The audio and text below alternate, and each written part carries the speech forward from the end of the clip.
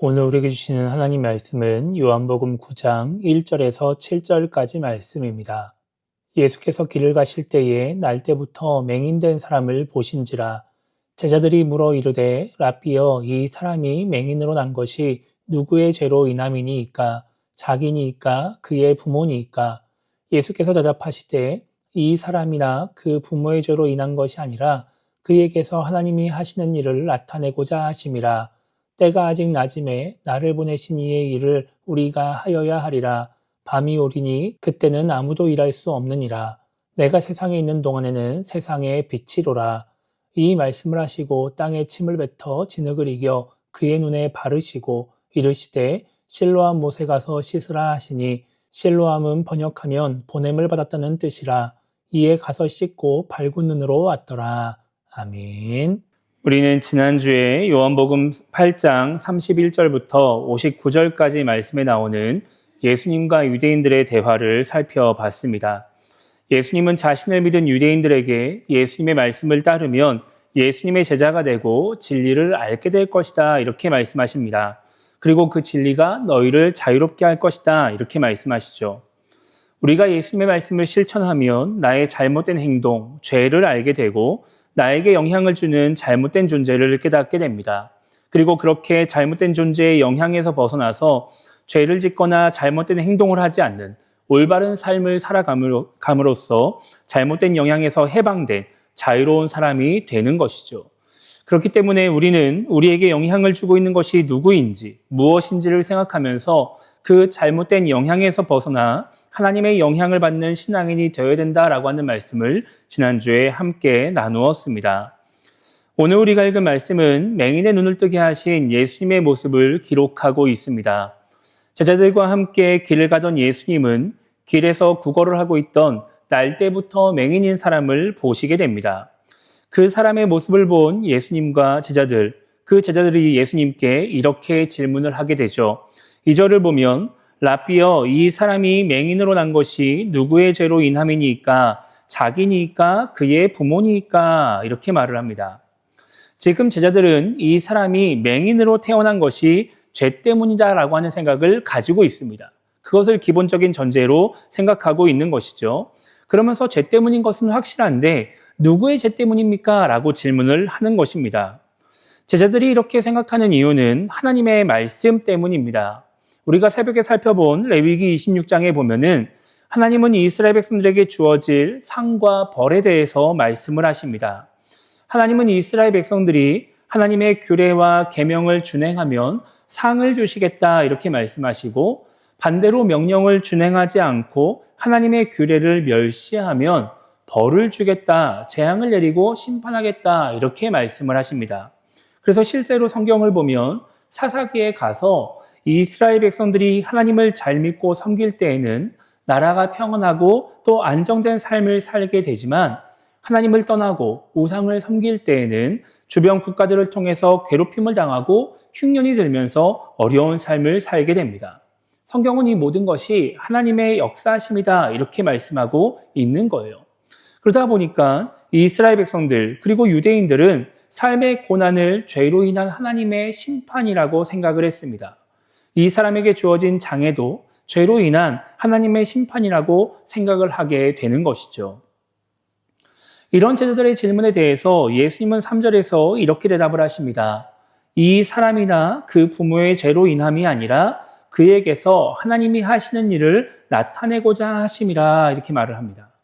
예수님이 보시기에 이 사람은 누군가의 죄로 인해서 하나님의 심판을 받은 것이 아니라 하나님의 하시는 일을 나타내기 위해서 맹인으로 태어났다라고 하는 거예요.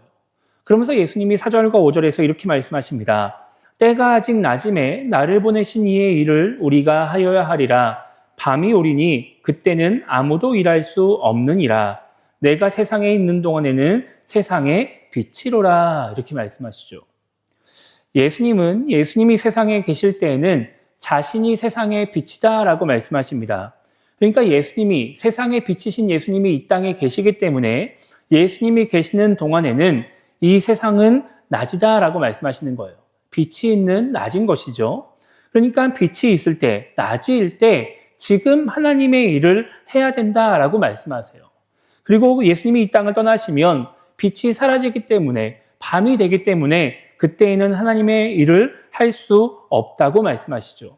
그러니까 지금 예수님이 이 땅에 계시는 동안 예수님이 하나님의 일을 해야 된다라고 말씀하고 계시는 겁니다. 왜 예수님이 이렇게 말씀하시느냐? 이날이 안식일이기 때문에 그래요. 14절을 보면은 예수께서 진흙을 이겨 눈을 뜨게 하신 날은 안식일이라 이렇게 말씀하고 있습니다. 우리가 알다시피 예수님은 이미 요한복음 5장에서 안식일의 병자를 고쳤다가 큰 어려움을 겪으셨습니다. 유대인들이 예수님을 죽이려고 하는 일들을 겪으신 것이죠. 그래서 이제는 좀 안식일의 병을 고치는 일을 하지 않으시면 좋을 것 같아요. 그래야 뭔가 조금 더 평안하고 조금 더 많은 일들을 감당하면서 이 땅에 사실 수 있을 거다라는 생각이 드는데 예수님이 보시기에 지금 시간이 별로 없는 겁니다. 예수님이 곧 이 세상을 떠나시는, 그래서 이 땅에 빛이 사라지면서 밤이 임하는 그런 시간이 다가오고 있다라고 하는 거예요.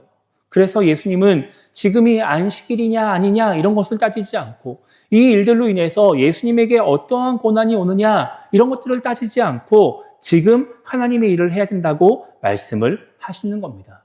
그래서 예수님이 어떻게 하시느냐? 이 말씀을 마치시자마자 땅에 침을 뱉어 진흙을 만드십니다. 그리고 그 진흙을 맹인의 눈에 바르시고 실로암 연못에 가서 씻으라고 말씀하세요. 맹인이 그렇게 예수님의 말씀을 따라서 실로암 연못에 가가지고 씻으니까 어떻게 되느냐? 눈을 뜨고 앞을 보게 되는 것입니다. 그렇게 하나님의 역사가 드러나게 되는 것이죠. 오늘 말씀에 나오는 이 맹인은 앞이 안 보인다라고 하는 고난과 어려움을 겪고 있었습니다. 그래서 오늘 우리는 이 말씀을 통해서 우리에게 찾아오는 고난과 어려움에 대해서 생각을 해보려고 합니다. 우리가 인생을 살면서 우리 인간에게 고난과 어려움이라고 하는 것은 뗄래야 뗄 수 없는 것 같아요. 그 누구도 고난을 당하고 싶지 않지만, 어려움을 겪고 싶지 않지만 그 고난과 어려움을 피할 수가 없는 것이죠. 그렇게 우리가 고난과 어려움을 피할 수 없다라고 한다면 그 고난과 어려움을 만났을 때 우리에게 있어서 가장 중요한 것은 어려움을 이겨내는 것입니다.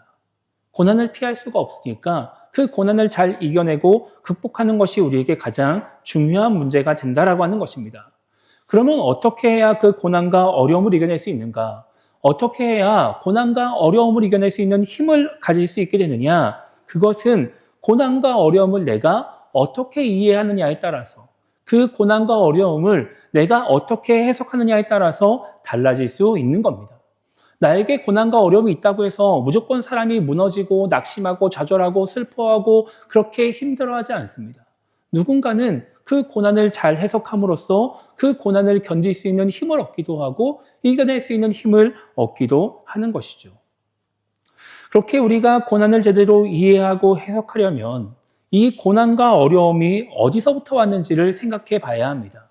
고난과 어려움의 원인이 무엇인지를 살펴봐야 된다라고 하는 거예요. 제가 종종 사역을 하면서 여러 신앙인들과 이야기를 하다 보면 삶의 모든 문제를 하나님과 연관시키는 신앙인들을 만나게 됩니다. 나에게 좋은 일이 있을 때에는 하나님 때문인 것이고 또 안 좋은 일이 있어도 그것이 다 하나님 때문이다라고 생각을 하게 되는 것이죠.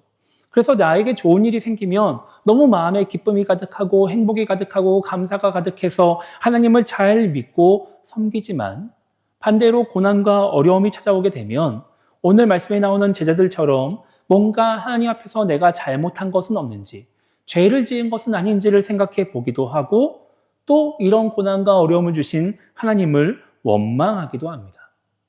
이것도 하나님의 뜻이니까, 하나님이 나에게 주신 것이니까 나에게 왜 이런 어려움을 주시나 하는 생각을 하면서 하나님을 원망하게 되는 것이죠.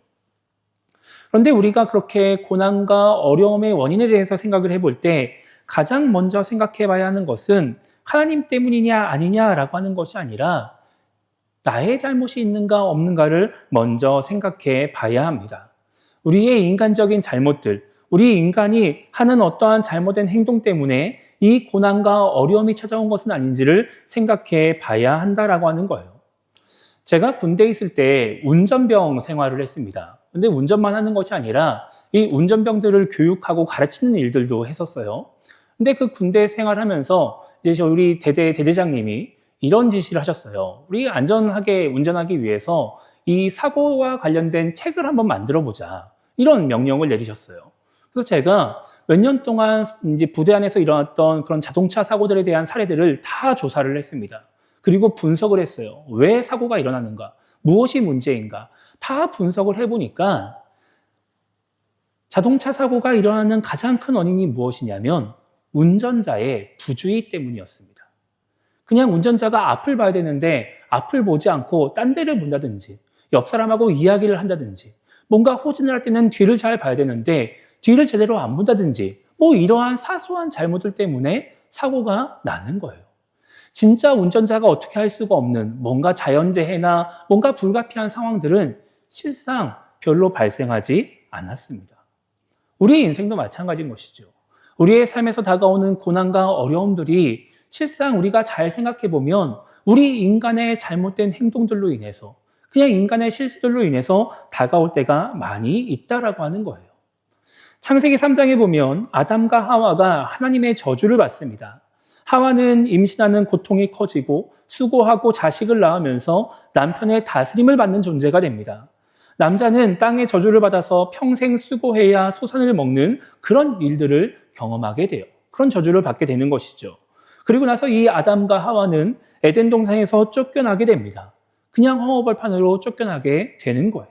그런데 이렇게 아담과 하와가 저주를 받고 에덴 동산에서 쫓겨나는 이유가 무엇이냐? 그들의 잘못된 행동 때문이었습니다.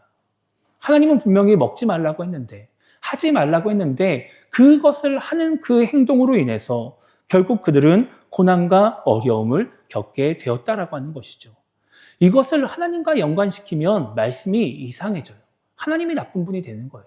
이거는 순수하게 아담과 하와의 잘못된 행동으로 인한 고난과 어려움인 것입니다.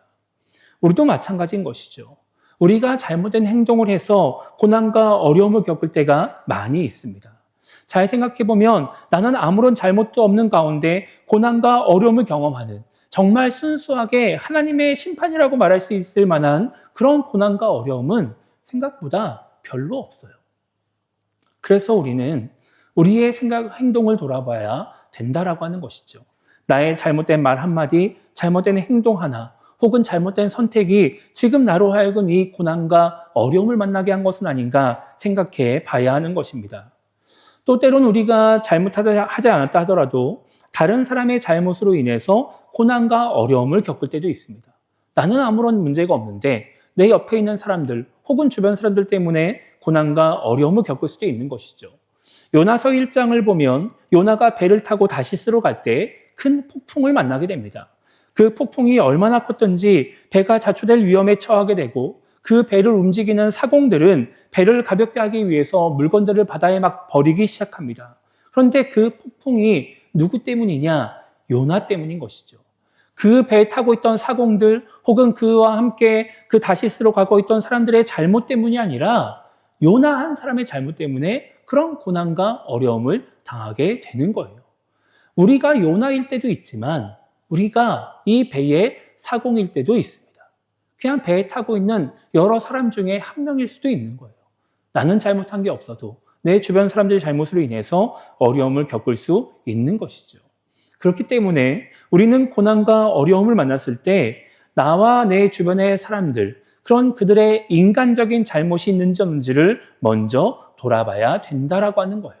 그렇게 돌아봤을 때 인간적인 잘못이 없다라고 한다면, 잘못된 행동이나 말이나 선택이 없다라고 한다면 그때는 하나님 앞에서의 모습, 신앙적인 잘못들을 생각해 봐야 하는 것이죠. 오늘 말씀에 나오는 제자들의 모습들처럼 누구의 죄 때문이냐, 무엇으로 인해서 이렇게 어려움을 겪느냐라고 하는 것을 생각해 봐야 한다라고 하는 겁니다. 왜 우리가 이러한 죄를, 신앙적인 문제를 생각해 봐야 되느냐? 하나님이 고난과 어려움을 통해서 우리로 하여금 죄를 깨닫고 회개하며 돌이키게 하실 때가 있기 때문인 것이죠.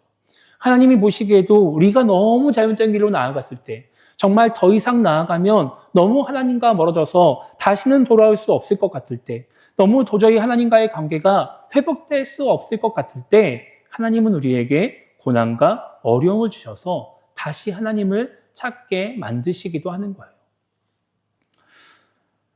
이것이 바로 하나님이 하나님의 백성에게 벌을 주고 심판하시는 이유인 것이죠.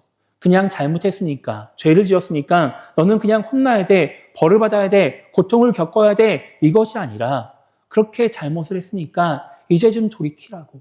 나와 관계가 멀어졌으니까 다시 나에게 돌아오라고, 다시 나를 찾으라고 하나님이 고난과 어려움을 주실 수 있습니다. 그래서 성경을 보면 하나님은 항상 심판과 또 재앙에 대해서 말씀하시고 나면 다시 용서와 회복에 대해서 말씀을 해주세요. 하나님의 목적이 고통에서 끝나는 것이 아니라 회복에 있기 때문에, 다시 하나님과 가까워지는 것에 있기 때문에 하나님은 항상 그것에 대해서 말씀을 하시는 것이죠. 이런 인간적인 잘못들을 돌아보지 않고 또 하나님의 마음을 생각하지 않은 채 고난과 어려움을 무조건 하나님과 연관시켜 버리면 우리는 하나님에 대해서 오해를 하게 됩니다. 그리고 하나님에 대해서 잘못된 지식을 갖게 되는 것이죠. 그때는 진짜로 고난과 어려움을 통해서 하나님을 원망하고 시험에 빠지게 되는 거예요. 하나님과 멀어지는 거예요. 하나님을 믿을 이유가 사라지게 되는 것이죠. 이것은 하나님이 원하시는 모습이 아닌 것입니다. 이렇게 우리가 우리에게 다가오는 고난의 원인을 생각해 보면서 인간적인 잘못도 생각해 보고 하나님 앞에서 내가 죄를 지은 것은 없는지를 생각해 보았음에도 불구하고 아무런 문제가 없다라고 한다면 그때는 오늘 예수님의 말씀처럼 하나님이 하시는 일을 나타내기 위해서 나에게 고난과 어려움이 주어졌을 수도 있습니다. 하나님의 능력을 드러내기 위해, 하나님이 살아계신다는 걸 하는 것을 드러내기 위해서 나에게 고난과 어려움을 주실 수도 있다라고 하는 것이죠. 무조건 이렇게 생각하는 것이 아니라 우리가 가능성을 놓고서 잘 생각해 봐야 한다라고 하는 것입니다. 만약 우리가 오늘 말씀에 나오는 맹인처럼 하나님이 하시는 일을 나타내기 위해서 고난과 어려움을 겪는다라고 한다면 우리가 할 수 있는 일은 실은 아무것도 없습니다. 그 고난과 어려움을 이겨내기 위해서 우리가 할 수 있는 일은 없어요. 그냥 견디고 버티는 것밖에 할 수 없어요. 그것이 우리가 할 수 있는 최선의 노력인 것이죠. 그 고난과 어려움 속에서 내 믿음이 흔들리지 않기 위해서 그냥 그렇게 애쓰고 하나님 붙잡고 의지하는 그런 신앙인이 되는 것밖에 우리가 할 수 있는 것은 없습니다. 왜 하나님이 하시는 일을 드러내기 위해서 우리에게 고난과 어려움을 주실 때 우리가 할 수 있는 일이 없느냐? 그것은 하나님이 원하시는 때에 하나님이 해결하시기 때문인 거예요. 내가 애를 써서 내가 수고해서 내 능력으로 무언가를 할 수 있는 것이 아니라 결국 하나님이 하나님의 능력을 나타내기 위해서 하나님의 뜻을 이루기 위해서 하나님이 역사하셔야 그 문제가 해결되기 때문인 것이죠. 내가 아무것도 하지 않아도 하나님이 원하시는 때가 되면 알아서 하나님이 그 문제를 해결해 주신다라고 하는 거예요. 오늘 말씀에 나오는 맹인을 한번 생각해 보십시오. 태어날 때부터 앞이 보이지 않습니다. 이 사람의 부모가 이 아이가 태어나고서 앞이 보이지 않는다는 것을 알았을 때 무엇을 생각했을까요? 유대인이니까 자연스럽게 자신의 죄를 생각해 봤을 것입니다. 내가 무언가 죄를 지어서 우리 아이가 앞이 보이지 않는구나. 내가 무언가 잘못된 행동을 해가지고 앞이 보이지 않는구나. 이런 생각을 했을 거예요. 그럼 어떻게 했을까요? 해결을 했겠죠. 그 죄의 문제를 해결하기 위해서 할 수 있는 한 모든 방법을 다 동원을 했을 것입니다. 하나님께 나가서 제사를 드리기도 하고 그걸로 안 되면 또 제사를 드리기도 하고 더 큰 제물을 드리기도 하고 나가서 기도를 하기도 하고 아이의 눈을 뜨게 하기 위해서 나의 죄의 문제를 해결하기 위해서 할 수 있는 모든 방법을 다 동원해서 애를 썼을 거예요. 그런데 해결되지 않는 거예요. 아이가 눈을 뜨지 못하는 것이죠. 그러면 어떻게 될까요? 할 수 있는 게 아무것도 없습니다. 그냥 앞이 보이지 않는 그 상황에 적응하고 그냥 그렇게 주어진 삶을 살아가고 있는 거예요. 그런데 그 앞이 보이지 않는 것이 하나님이 하시는 일을 나타내기 위해서 일어난 일이다 보니까 하나님의 때가 되었을 때 예수님을 찾지 않아도 예수님께 내 눈을 뜨게 해달라고 소리치지 않아도 예수님이 먼저 와서 눈을 뜨게 해주십니다. 예수님의 때에 그 문제를 해결해 주시는 거예요. 하나님이 고난과 어려움을 해결해 주신다라고 하는 것이죠. 많은 신앙인들이 열심히 신앙생활을 하고 열심히 하나님을 믿으면서 삶의 모습에 대해서는 별로 신경을 쓰지 않을 때가 많이 있습니다. 내가 어떠한 삶을 살고 있는지, 잘못된 행동을 하고 있지는 않은지, 죄를 지으며 살고 있지는 않은지 신경을 쓰지 않는 것이죠. 그러다 보니까 나도 모르게 잘못된 행동을 할 때가 많이 있고 또 하나님 보시기에 합당하지 않은 행동을 하며 죄를 지을 때가 많이 있습니다. 신앙생활을 해도 여전히 죄가 죄인 줄 모르고 그렇게 삶 속에서 잘못된 모습으로 살아가는 것입니다. 그래서 그렇게 살아가기 때문에 우리의 인생에서 인간적인 잘못으로 인한 고난과 어려움들, 그리고 신앙적인 잘못으로 인한 고난과 어려움들이 끊어지지 않게 되는 겁니다. 내가 계속해서 잘못된 행동을 하니까 그로 인해서 고난과 어려움이 자꾸 찾아오는 것이고, 내가 하나님 앞에서 계속 올바르지 않은 행동을 하다 보니까 그 죄로 인한 고난과 어려움이 찾아오게 되는 것이죠. 고난과 어려움을 겪을 때 나의 모습을 돌아보면서 잘못된 모습을 바로 잡아야 다시는 그 고난과 어려움을 겪지 않을 텐데, 이것을 돌아보지 않다 보니까 그 고난과 어려움에서 벗어나지를 못한다라고 하는 거예요. 그러한 잘못들로 인해서, 그런 잘못된 행동으로 인해서 고난과 어려움을 겪지 않으려면, 그 고난에서 벗어나려면 우리는 변화되어야 합니다. 내 행동을 돌아보고 바로잡고 그 잘못된 행동을 다시는 하지 않으려고 하는 변화를 우리가 해야 된다라고 하는 거예요. 하나님 앞에서 잘못된 행위들을 돌아보고 다시는 그 죄를 짓지 않기 위해서 내가 변화가 되어야 그 잘못된 행동으로 인한 고난과 어려움을 끊어낼 수 있다라고 하는 것입니다. 그러면 우리에게 남는 고난과 어려움은 무엇이냐? 하나님이 하시는 일을 드러내기 위한 고난과 어려움밖에 남지 않는 거예요. 그러면 그때는 우리가 걱정할 필요가 없는 것이죠. 고민할 필요가 없는 거예요. 내가 고난에서 벗어나려고 애를 쓰지 않아도 어차피 하나님이 그때가 되면 해결해 주실 것이기 때문에 우리는 그냥 하나님만 바라보며 주어진 삶을 살아가면 된다라고 하는 것이죠. 우리에게 주어진 삶을 돌아보며 우리가 올바른 삶을 살아갈 때, 그래서 우리의 잘못된 삶으로 인한 고난과 어려움을 끊어낼 때 우리는 비록 고난과 어려움이 있다 할지라도 하나님이 함께 하시기 때문에 평안과 기쁨을 누리는 삶을 살아갈 수 있게 된다라고 하는 것입니다. 더 이상 고난과 어려움으로 인해서 내가 무엇을 하려고 발버둥을 치고 애를 쓰고 전전긍긍하는 삶을 살지 않게 된다라고 하는 것이죠. 그래서 우리는 우리의 모습을 돌아보며 올바른 삶을 살기 위해서 애를 써야 되는 거예요. 나의 잘못된 행위로 인한 그 고난과 어려움을 끊어내기 위해서, 그래서 하나님으로 인한 평안과 기쁨을 누리기 위해서 우리는 올바른 삶을 살려고 애를 쓰는 신앙인이 되어야 한다라고 하는 것이죠. 그러면은 우리의 삶 가운데 하나님의 역사만 경험하게 될 것입니다. 하나님의 인도하심만 경험하게 되는 거예요. 그렇게 올바른 삶을 살아가기 위해서 하나님의 말씀을 붙잡고 그 말씀에 순종하는 신앙인이 되시기를 주님의 이름으로 축복합니다. 그 올바른 삶을 통해서 잘못된 행동으로 인한 고난과 어려움을 겪지 않으면서 하나님의 은혜 가운데 행복한 삶을 살아가는 우리 모두가 되기를 주님의 이름으로 축복합니다.